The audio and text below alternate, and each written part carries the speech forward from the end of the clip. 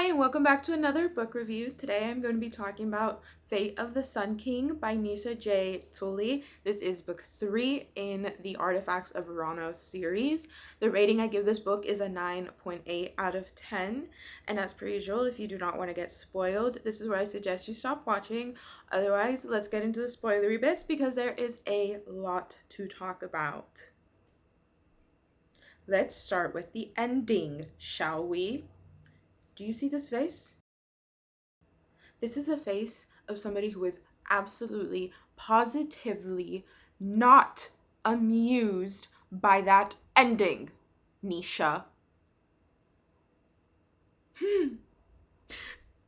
I might be smiling, but I am screaming on the inside because that ending was not okay.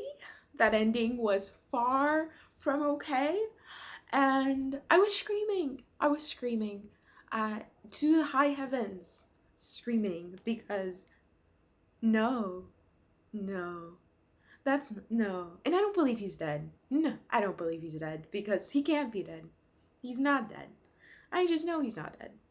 Technically, I know the answer because I'm already starting to read I've already started book 4, but no, not okay. Not okay. Also talking about the ending, because let's talk about Zara, because I don't trust her. I trust her as far as I can throw her, which is to say I don't trust her at all. Not one bit. I don't like that they anointed her to be the person to watch over the new age or whatever. No. She's selfish, and I don't know that you can fix that kind of selfishness. It just ick. Ick. No. She gives me the ick. I don't, yeah. Other things, I just don't like her. It was also really interesting to hear that there's these beings that decide, I guess, when the world has had enough and they're going to start a new age and end the last age. It's very, very interesting.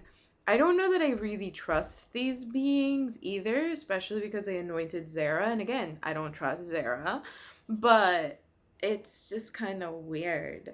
You know what it's giving? It's giving Crescent City. It's giving those beings that decide to jump from world to world. Sorry, spoilers, but decide to jump from world to world to destroy these worlds and then take over another world. Yeah, that's what it's giving. And I don't ever trust beings of higher power. They are very, I don't know, it's just really disturbing. I just have really bad trust issues, but I'm a book reader, so can you blame me for having these trust issues? Because no, I don't think you can. I know I just answered my own question, but because it's the truth. I have trust issues, and if you're a book reader who told me you had trust issues, I'd say same girl, same, because I get it. Trust issues all around, everywhere. Let's talk about my favorite couple, shall we? In my last review, I talked about the yearning that Nadir oh, yes, the yearning, and it kept killing me. And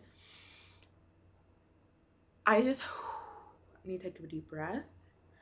And I want to talk about the scene where they finally slept with each other, because I got goosebumps from that scene.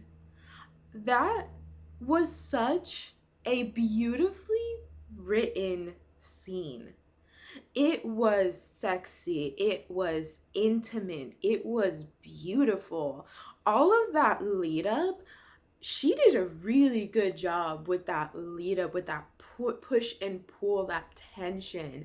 And when they finally were together, it wasn't just about the sex. It was a very beautiful, intimate moment between the two, and it's definitely in my top 3 of favorite sex scenes ever written, because it was magnetic and explosive, and I don't know how many other words I could think of. It just was beautiful. I absolutely loved it because it was just beautifully written.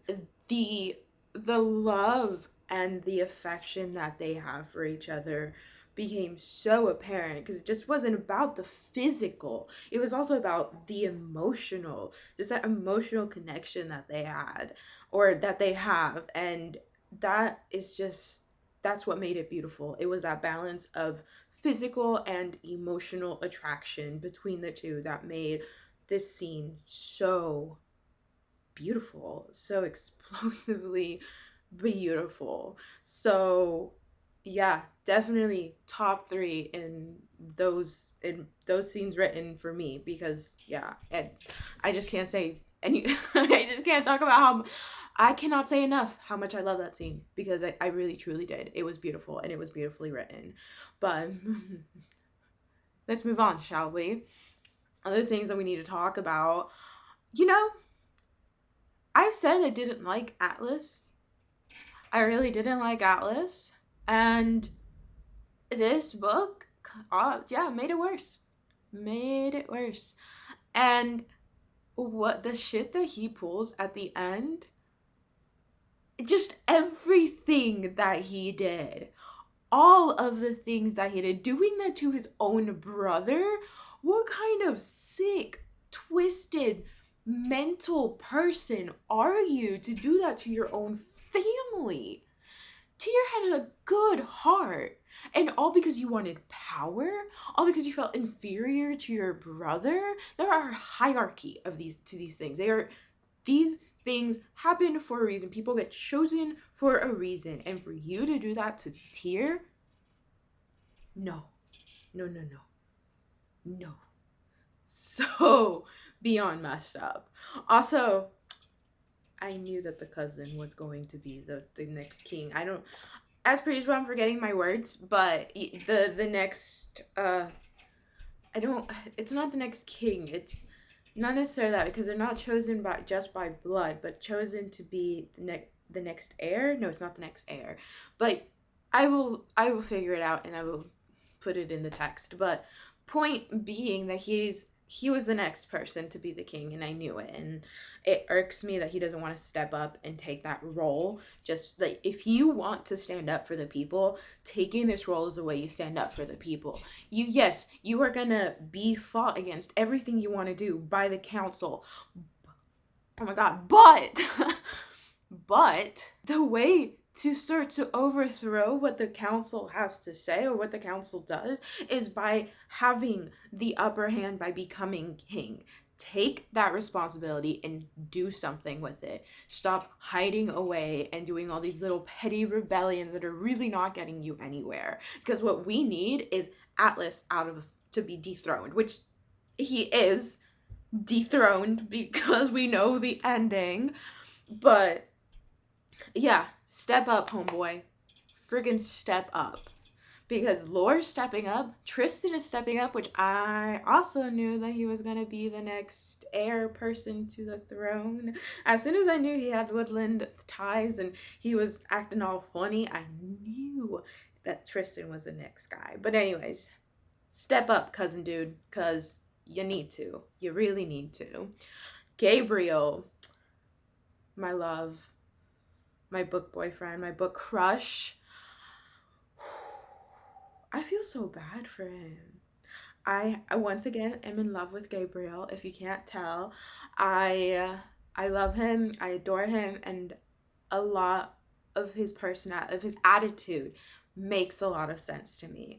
To know that you have that he is created, basically they're not made with wings. They are not born with wings. They are created. These wings sprout from their backs to become guardians, and you're tied to this person. And the fact that he's been tied and he's forced to do what Atlas wants, that is horrifying.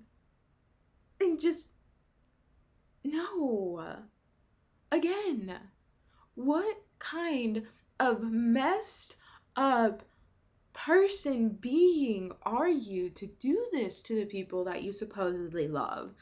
Like, Atlas, look what you did to Tyr, your brother. Look what you did to Gabriel, who is also, in a way, your brother. He is your brother in arms. He is your brother in every form that matters, even if he's not blood related to you. He was your brother, and you betrayed him.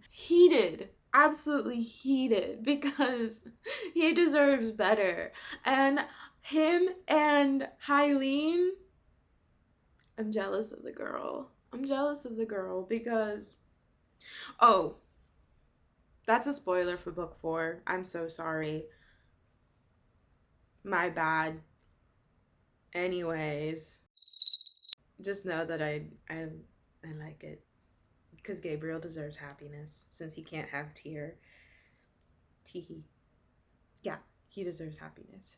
So, other things, what I think I've covered everything. I hate the Aurora King. I continue to hate him as I continue to read the series and I'm on book 4. I am going to have a lot to say about Ryan in book 4. I can already tell. I am eating this stuff up. Expect me to be done with this probably in like the next 2 days. I don't know. We'll see.